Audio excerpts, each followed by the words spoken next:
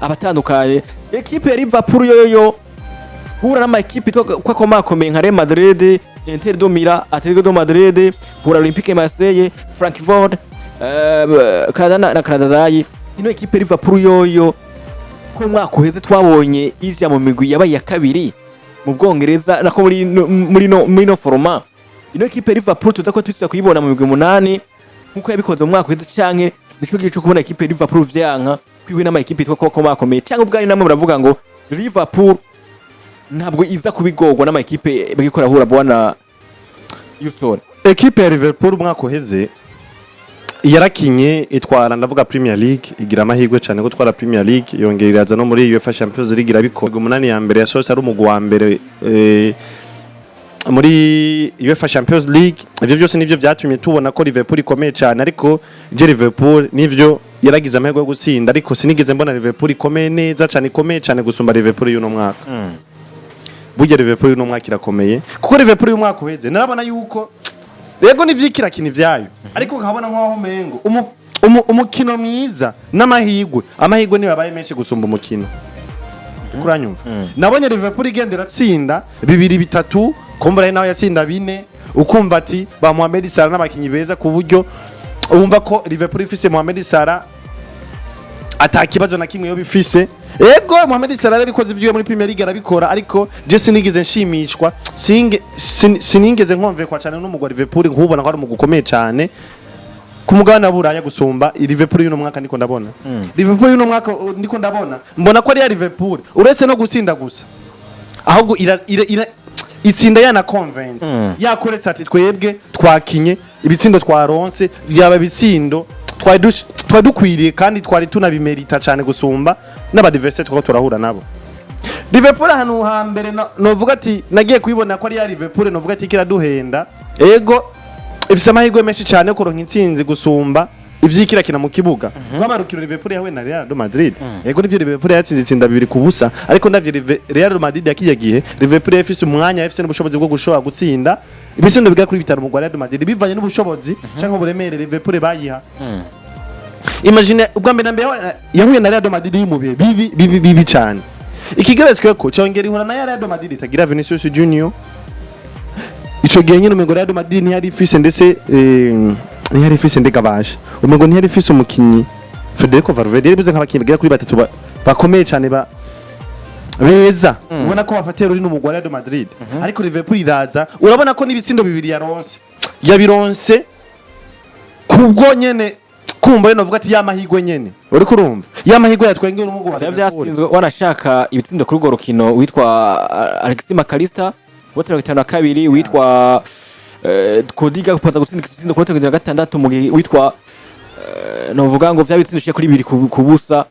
mugakira Mbappe n'abandi bakinyi batandukanye niho bari kugorukira. Ukabona ko Real Madrid yagejeje gusatira uburyo bwose bushoka Liverpool ariko bikanka, ukabona ati Real Madrid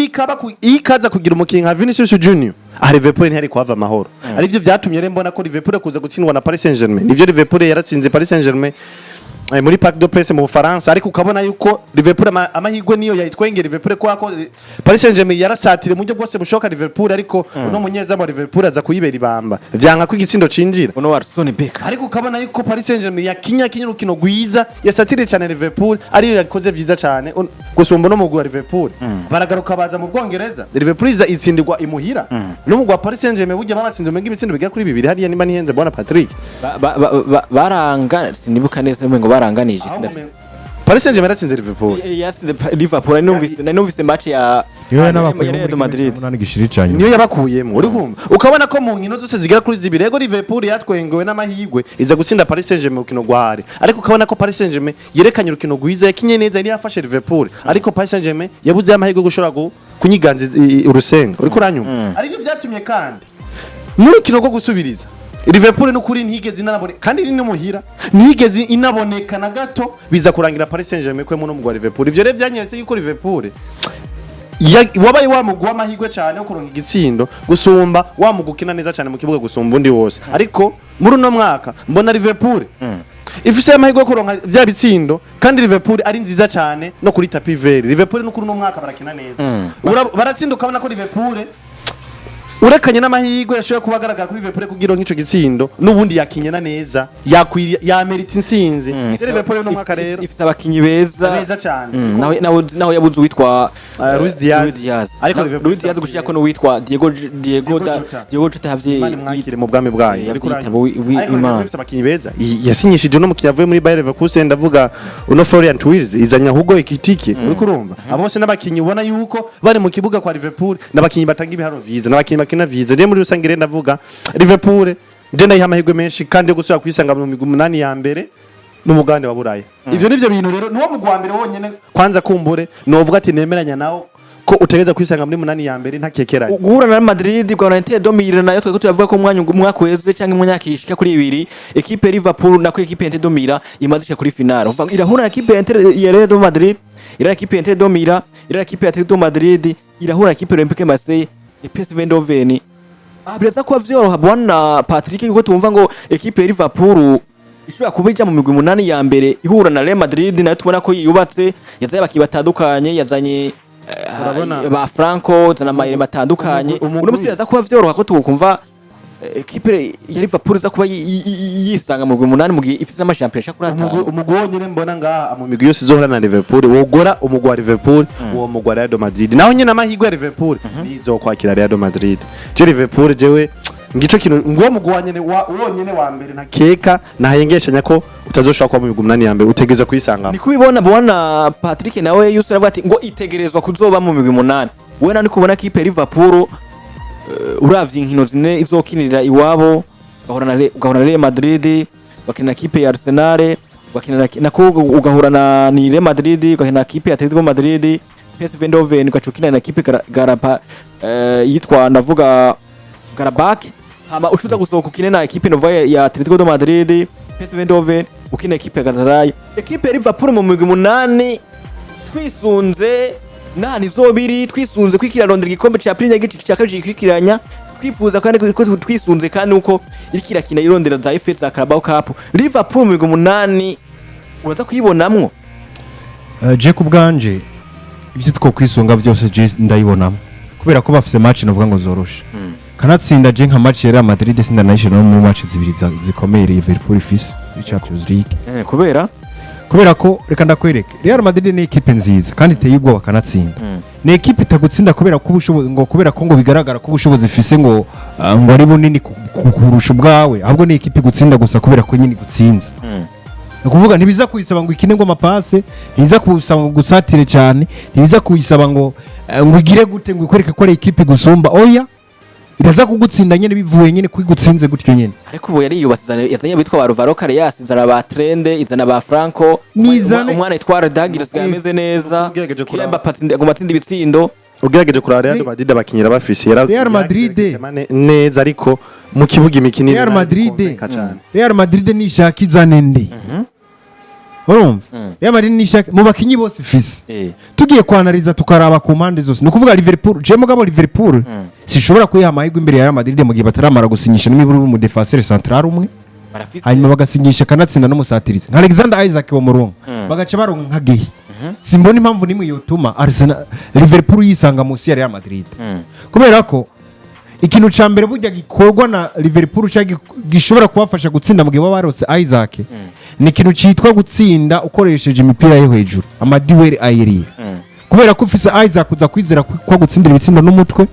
ufise Mohamed Salah aza kwizera ko gutsindira ibitsindo vyo hasi ufise Cody aza kwizera ko gutsindira ibitsindo vyo hasi ibintu umwe n'ivyo kandi ari inyuma ya surface de réparation n'ibimukanga ikintu gusa gikunze naco guca gitsinda Real Madrid no muri seziheze burya Real vyari bigoye ko mushobora kwinjira muri defense yabo ngo mutera amapase ngo mubatsinde ibitsindo ahubwo Real ikintu cyonyine mwakoresha nk'ikigwanisho gikomeye nuko mwagerageza gutera imipira myinshi injira muri surface de réparation bagakora amakosa canke mukabatsinda kuri contre attaque mu gihe basamaye kubera ko basanzwe bafise defense canke aba defenseur basa naho mega kwiruka birabagora ivyo nuvuga ngo inguvu Liverpool bafise nizo ntege nke Real Madrid bafise ikigira kabiri Liverpool afise hagati mu kibuga hameze neza cyane gose rero akubwanje iyo ndavye kano kanya nyene biragoye ivyo ko novuga kuri no rukino mugabo iyaba vyasabwa ngo utanga amahirwe Patrick no tanza amahirwe kuri equipe ya Liverpool imbere ya Madrid nubwo Real Madrid bitagusaba kuyiha amahirwe ahubwo iyo y'ibintu ikora mu kibuga uza gusanga bitandukanye n'ivyo wari kuriyumvira kubera ko baratsinda kimwe canke bibiri Mbappe ukabonera gukubisa 3 watsinza 2 baragiye kumwe batsinda kuri Anfield muri ayari muri saison avara nepa canke muri nepas gihe batsinze Vinicius akawatsinda hat-trick minota mikenya ya mbere uwundi mwaka pano no makoheza avara nepas ari avara nepas urumva ni ibintu umuntu wese atari yibaza tutari bwo tubone Liverpool batari bwo batore ubwo nyene baza bisanga ibitsindo bitatu vyamaze kugira mu izamu ryabo baza kwiretruva none dukora iki baza kwiretruva ibitsindo vyamaze kugerayo rero navuga ngo uravye abasikinyi bamaze gusinyishwa muri Liverpool defense iruzuye agati mu kibuga haruzuye mu busatizi haruzuye ugacura kwa Xabi Alonso nawe nyene no mu kigabo novuga ngo afise equipe yuzuye muri defense abeze neza cyane ko sinubwo hataratorana baze ko bazorinda bagira kuri no rukino abamaze kugira ico batora umuvuduko bafata ukaraba hagati mu kibuga ukabona yuko ari ibintu biza kwa bikomeye ukaraba mu busatirizi ariko kandi Liverpool nibaza yuko ni equipe igoye gutsinda na cyane nk'izi equipe zindi zitozito ku ruhande rwanje nivyo basi Real Madrid bashaka kubatsinda ariko match je kubwanje mabona umengira komeye cyane ni match bazokina na equipe ya Inter Milan cyane cyane ko bazona isanga muhira nimwe muri equipe yatweretse ngo biragoye ko equipe iyo ari yose ishobora kuza kuntsinda isanzi wacu kubera ko unagiye kuraba Inter Milan muri saison iheze mu nkino za UEFA Champions League uza gusanga ni equipe nke zashoboye kwitsinda na cyane cyane mu nkino bari bakiriye Inter Milan ni equipe nke zashoboye kubatsinda ari za Bayern Munchen ari FC Barcelona ari n'izindi equipe zigiye zitandukanye uza gusanga Inter Milan imwe muri equipe navuga ngo zakunze kugora cyane izi equipe bagiye barakina kanatsinda kandi ugiye no kuraba za gusanga ni Inter Milan no muri sezezi yari yatsinze na Liverpool muri match bakire kuri Anfield nubwo Liverpool yabateye abiri kuri match bakiniye muhira byumvikana ngo nimwe muri equipe iri muhiri wabo bisa n'ibigora gutsinda kubera ko na match nyinshi Liverpool maze gutsinda zose yazisindiye mu kibuga ca Inter Milan mugabo kaza kubona yuko haba hatanzwe challenge ikomeye ko bwanje novuga ngo biragoye cyane kubura Liverpool muri equipe zigira kuri 8 za mbere muri Champions League y'ino mwaka nuko kabisa bimeze ati equipe ya Liverpool biragoye ko tuzoshobora kuba tunayibura novuga ngo mu migwi 8 ya mbere tugenda tunahiraza ko no mwaka natujana turaba kuri equipe novuga ngo yande ya Man City cyane cyane Man City irakina na equipe ya Borussia Dortmund azobora ku kibuga ca Etihad ndava kuri Real kwa Man City equipe ya Man City kandi zokina equipe ya Real Madrid equipe ya Man City zokina equipe ya Bayer Leverkusen equipe ya Man City zokina equipe ya Villarreal equipe ya Man City zokina equipe ya Napoli equipe ya Man City zokina equipe ya Bordeaux yongera kina Kadra yongera kina na AS Monaco ino equipe ya Man City yo bwana Houston yitwa Diego Simeone nako yitwa Pepe Guardiola guhura na equipe ya Borussia Dortmund urana na equipe ya Real Madrid urana na equipe ya Bayer Leverkusen urana na equipe ya Villarreal urana na equipe ya Napoli urana na equipe ya Bordeaux gasana na AS Monaco ahantu uwitwa Pepe Guardiola atakuhakura agahanga biratakwa bigenda gute ko tubona mengo Man City yoyo buriya nimbara ama equipe navuze akomeye Masi yoyo nabonye menga ifite ama equipe itwa kakomeye ariko sinzi namwe mwe kwibona Masi gura Borussia Dortmund Real Madrid Bayer Leverkusen Villarreal Napoli Bordeaux Galatasaray na Monaco turata kwa twitega iki muri no rino higano vuga ya Champions League muri zino nkino zine mu migwi 8 zokina bwana Houston uwumvirije izina rya Man City akongera akaraba n'imigwi agiye guhura nayo yovuga ko Manchester City yorohewe cyane ariko ataravye Manchester City ya sezo iheze kandi atongeye akaraba na Manchester City novuga ati yo muri Premier League imaze gukina izinkino zibiri yovuga ko Manchester City iri mu migwi ya mbere novuga ati yorohewe cyane utisunze ivyo bintu bibiri utabonye Manchester City ya sezo iheze kandi utari kuranabona Manchester City y'ubu imaze gukina inkino zigira kuri zibiri muri Premier League aho uvuga ko Manchester City novuga yuko yorohewe cyane ifise imigwi yoroshe cyane isanzwe ariko uwabonye Manchester City ya sezo iheze akongera kanabona na Manchester City yuno imaze gukina journée zibiri muri Premier League yovuga ati Manchester City iri mu migwi novuga ati gowe iri mu migwi igowe kuko urugero guno munsi gwa Manchester City n'urugero uri hasi cyane nirukiri gwa rugero ruri kwizina rya City twari tuzi mu myaka iheze City yari igifishwe ba Kevin De Bruyne bagihagaze neza yari ifise ba Phil Foden bari mu bihe byabo vyiza yari ifise ba ndavuga uno musatirizi yagiye muri Asimira burya uno mu defenseur agiye muri Arsenal no bitwa Kairuka yakuriye muri equipe za Tottenham Spurs n'ahandi. Rero uvuze Manchester City wisunze Manchester City yabo bakimeje kudondagura uvuga ko Manchester City yorohewe ariko Manchester City twabonye muri saison iheze nahiraja. Manchester City yari mu bihe bibi vyabihe bibi ntibirayiva ko Manchester City twarabibonye muri Premier League yaraje yatsinda urukino rwa mbere ariko rwa kabiri atsindwa na Tottenham Hotspur kandi gatsinda bibiri igashira ko muhira igatsinda ku muhira ibitsindo bigira kuri 2 mu Tottenham Hotspur. Ivyo ni biri mu bintu byatwese ko Manchester City rero atahiraje ntuza kumbwira ngo Manchester City Gwego nivyo zo bayakira Bayer Leverkusen ngo Manchester City rafise amahirwe menshi yo gutsinda Bayer Leverkusen no. Numvise avuga ngo bamwe ngo equipe ngo ntiramenyerana ngo Man City ngo irafise ngo betwa Bayern Cherki ngo irafise ngo ba Tidjland ngo irafise ba Nico ngo irafise ngo abakinyi ba Omar Marumushi ngo irafise amere matandukanye ngo ntabwo iramenyerana. None abo bose ntibakinanye na City muri pre-season. Ntibakinyari abo bose Precision ntitwabonye bitwara neza tukavuga ati Manchester City izojyana izokwica abantu. Uno musi nije muri Premier League ntibatsinzwe na Tottenham Hotspur abo bose mu nkino zibamaze gukina bamaze gutsinda urukino rumwe urundi barutakasa. Atatu kuri atandatu. Erling Haaland aje muri City ajyana atsinda ibitsindo 40 muri saison imwe uno musi yanyise. Yabuze Kevin De Bruyne. Kandi biragoye ko yonaboneka kubera karite ya Kevin De Bruyne uno musi muri Manchester City nta ikihari. Uri kuranyuma hari abakinyi rero uvuga ati bamwe basohotse mu mugwa Manchester City barafatera runino no mugwe uri kurumva uno musi batagihari bigoye ko hariyo bamwe rero twoza tukababona bari mu bihe byiza kubera ko babandi basohoka batuma wawunda bamwiza burya abakinyi bakompletana twabonye muri Barcelona tuvuga ko Barcelona ifise defense nziza ikomeye cyane uno musi yavuyemo Inigo Martinez twabonye wakubarisi twahayagiza uno musi urugero rwasubiye hasi kubera iki hari uwa mu complete atakihari bigoye ko twabona baharandi baze bagashininga kubera uko hari aba complete uno musi batakihari ba De Bruyne bagiye uri kurumva bivuze gute rero Manchester City nirava mu bihe bibi twayibonyemo muri saison iheze byo tubare mvuga ati Manchester City nubu ndacagira ko amadute ndacagira ko amakenga yego nivyo urukino rwa mbere zo kwakira muhera rabo mugwi zo kwakira ninde Borussia Dortmund urayizi Dortmund nanye riri mu migwi itanga akazi ifise Serugirasi Rekuranyo irafise no muhungu Job wa Bellingham bivukana na Jude Bellingham banamusinyishije umukinyi mwiza cyane Rekuranyo uno musi City izotembera Real Madrid Yego Real Madrid nito yari mu migwi novuga ati myiza cyane ariko uko iri kose Real Madrid yakira City muhira ikintu tutokiyaduriza ko mwese numvise equipe Real Madrid muyivuga umengo ni equipe nyenye iraba equipe ya Madrid yigiye mwiga ikiwa Champions League ingufu zose yo bifise zose izali equipe iri favori Real Madrid ya miri favori gutwara igikombe iminsi yose uko yobiri ko Real Madrid gendura no mu mateka ni gake Real Madrid yava mu matsinda byoroshe biragoye no mwaka weze yaciye muri tira nako yaciye muri barrage sine mu mwaka weze no kuva kera Real Madrid bama baronka qualification kuri match ya nyuma ya match ya nyuma niyo equipe no genda pole gashika kuri finale buri gihe yamivaho ibintu byayigoye cyane Real Madrid nawe usanze muri ya migwi novuga ati itwengegwa cyane n'amahirwe y'igikombe Real Madrid niba murakubwira Real Madrid ni equipe je ni gake Real Madrid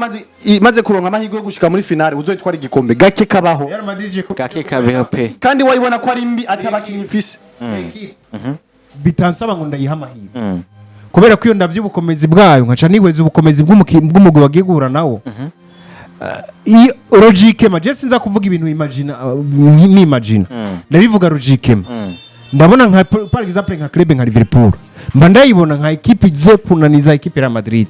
kandi kanatsinda ubasanze kuri Anfield biza kugwa na Madrid kubatsinda mugabo biza kusaba ko Real Madrid ndayiha amahirwe ariko twibukanye mu nkino shya kuri zitandatu ikagusinda mu buryo utazi zitandatu bari gukura na equipe ya Madrid na Liverpool equipe ya Madrid yabasi ibikombe shya kuri bibiri 2022 2018 ahantu babatsinze ni nose ziheza handi hose wasanga equipe ya Madrid iguma itsinda equipe yande ya Liverpool ikabatsindira na Anfield ikintu nabonye muri Real Madrid uno musi nivyo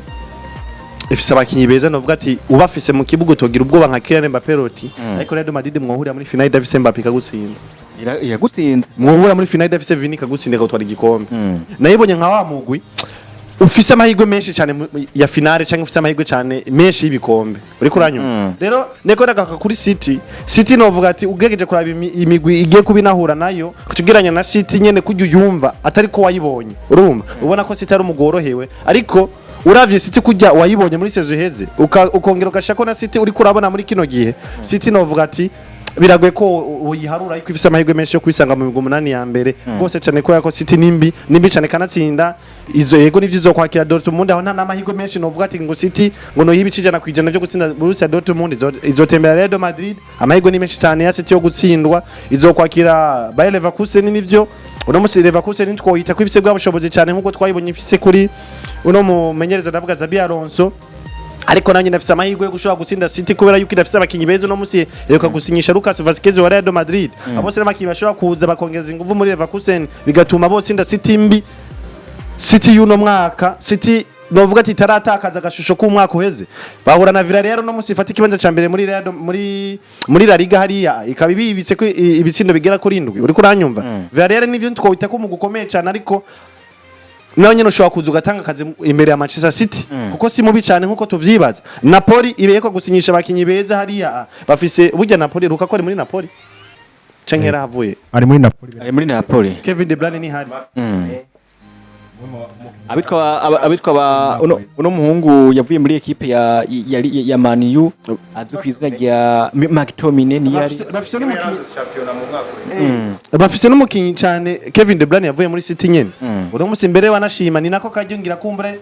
akwiye kuza kabereka ati je mwaransohoye mu gihe bona nabasaba kandi nkanifuza kuguma mu mugwi wa City reka ndabereke ko mwikuye impano mwikuye umutamaga ibishoboye agifisa akazi agishoboye kugira ico yofasha mu gwi wanyu uri kuranyumva ni nako kajyo rero ka Kevin De Bruyne ko kuza kwigaragaza imbere ya City novuga ati City guhera ku rukino rwa Borussia Dortmund gushika ku rukino rwa Napoli iracafise akazi gakomeye cyane hano novuga ati yoza ikoroherwa ni imbere y'uno mugwi wa Bodo novuga ati ni nayo nshuro ya mbere kumbure yayo igiye kwisanga muri no higura rya UEFA Champions League kandi kongera karonka kandi kazi kuri Galatasaray yaba Osimhen hariya Galatasaray simbi ihagaze neza uri kuranyumva Monaco uno musi ifise abakinyi nk'aba Ansufati bavuye muri FC Barcelona yasinyishije kandi umukino uvuga ati amazi gihe takarakina yari hagazwe n'ishamwe ry'umupira w'amaguru ku mugana bura ndavuga ati uno Paul Pogba nanyine Monaco novuga ati uri mu migwi nanye nizoza guha akazi umuntu mu wa Manchester City vya Manchester City rero nivyo gufata umwanya tugasengera City iri mu bihe bibi ariko kandi nanye dushaka kuzoyisanga muri ya migwi bisabwa kwikina barrage kugira ngo yisange mu gice gikurikira ca UEFA Champions impamvu Liverpool je ko bwanje nameze nk'uyihaye amahirwe ni kubera ko Liverpool burya n'inkino bafise nubwo ubona ko umenga ntizikomeye canke se kanatsinda ziranakomeye guhura na Real Madrid guhura na Inter Milan guhura na Marseille ni equipe novuga ngo zikomeye mugabo bafise amahirwe kubera kuba bagira bakine Champions League inkino zikomeye za mbere bamanze baziheze kuvuga inkino novuga ngo zimwe ziteye ubwoba zimigwe bariko bahanganira igikombe base n'abazihejeje hanyuma bace baza gukina Champions League novuga ngo inkino nyinshi zikomeye zo muri Champions League equipe zamaze gutangura kuruha bazoza kuzikina bo basa naho umenga bamaze gukuramo equipe novuga ngo zikomakomeye kubera bagira bakuremo Chelsea bakuremo Arsenal bakuremo Manchester United bakuremo Man City vuba cyane gose ku buryo mu magenekerezo navuga ngo match ya nyuma ya Man City bazokina kwezi kwa 8 muri nako kwezi kwa 11 igenekerezo rya 8 ariko cundabira Man City inkino bemerije gukina muri Premier League nzinda kubwira amagenekerezo hanyuma nawe cundabira muri Premier League inkino nuvuga ngo Manchester City bagiye gukina ubwo ndavuga amagenekerezo Champions League izokinirwako ni kuvuga cundabira urukino rw'imbere y'iyo genekerezo no rw'inyuma yayo Manchester City canke Champions League urukino rwa mbere bazokina hagati y'igenekerezo rya 16 na 18 ukwezi kwa 9 bazo bafise nde muri Premier League. Muri Premier League ni equipe ya Man City hagati y'igenekerezo ya 17 ni bazokina equipe ya bazokina